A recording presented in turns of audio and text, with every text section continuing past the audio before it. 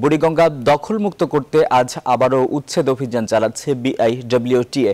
বিস্তারিত জানাতে মোহাম্মদপুরের ঢাকা উদ্যান থেকে যুক্ত হচ্ছেন সহকর্মী বাবু কামরুজ্জামান। বাবু, আশা করছি শুনতে পাচ্ছেন।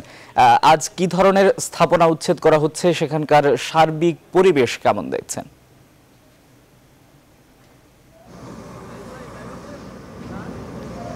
ধন্যবাদ আপনাকে। আসলে আমরা এই মুহূর্তে দাঁড়িয়ে আছি এই তুরাগ নদীর উপরে, এবং তুরাগ নদীর ওপাশে কিছুক্ষণ আগে যে উচ্ছেদগুলো করা হয়েছে আমি সেটি যদি আপনাকে বলি যে এখানে আসলে একাধিক আবাসন কোম্পানিগুলো কিন্তু তারা সীমানা লঙ্ঘন করে, অর্থাৎ নদীর সীমানায় কিন্তু তারা ভরাট করেছেন, এরকম 150 ফিট পর্যন্ত আসলে ভরাট করে ফেলেছেন।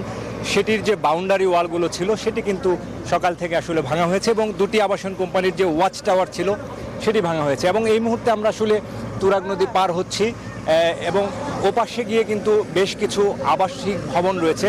আমরা জানতে পেরেছি অবৈধ যে স্থাপনা সেগুলোও কিন্তু ভাঙা হবে। এই মুহূর্তে আমরা একটু জানতে চাইবো আমাদের এখানে যে বিআইডব্লিউটির যিনি নেতৃত্বে রয়েছেন একেএম আরিফউদ্দিন, তার কাছ থেকে একটু জানতে চাইবো। আরিফ ভাই, আপনার কাছ থেকে একটু যদি জানতে চাই, আমরা সরাসরি সম্প্রচারে সংযুক্ত রয়েছি, যদি বলেন যে আজকে তো আপনারা বেশ কিছু বাউন্ডারি ওয়াল ভাঙলেন, তো এই মুহূর্তে আসলে এই পাশের কার্যক্রমগুলো কি হবে? এই মুহূর্তে এখানে একটা অবৈধ ভবন আছে। এই ভবনকে বেশ কয়েকটা ভবন রয়েছে, এই কয়েকটি ভবন আমরা উচ্ছেদ করব।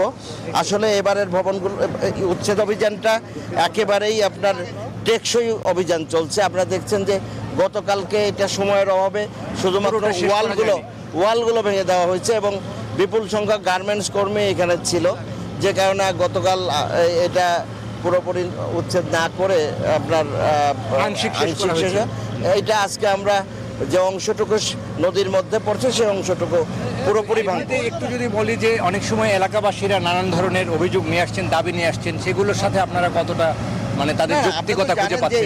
আমরা তো জানেন যে এগুলো তাদের এই যে অবৈধ নির্মাণ ভবনগুলো এগুলো টিকে রাখার জন্য এগুলো বলবেই, তাদের স্বার্থ এখানে নিহিত। কিন্তু আমরা তো নদীর স্বার্থ দেখছি, আমরা নদীর সাথে আপোষ করতে পারবো না তো। এবং আপনারা যথাযথ কেউ অভিযোগ করছেন যে কাগজ দেখাতে চাইলেও সেটি আপনারা আমরা কাগজ দেখি, আমরা কাগজ দেখেই কিন্তু আগে মার্কিং করে দিয়ে গেছি, আমরা মাইকিং করে দিয়ে গেছি এবং রেড মার্ক করে দিয়ে গেছি। কাগজ দেখে তারা এককভাবে কাগজ দেখলে অনেক সময় এই সমস্ত কাগজগুলো ক্রিয়েটেড কাগজ হয়, অনেক সময় এই কাগজগুলো ভুয়া কাগজ হয়। আমরা কিন্তু সবচেয়ে বড় কথা হলো যে নদীর যে উদ্ধারের জন্য হাইকোর্টের নির্দেশনা 3503/2009, আমরা এই নির্দেশনার আলোকেই কাজ করছি, এর বাইরে যাচ্ছি না। নিশ্চয়ই, আপনাকে ধন্যবাদ আমাদের সাথে যোগ দেওয়ার জন্য।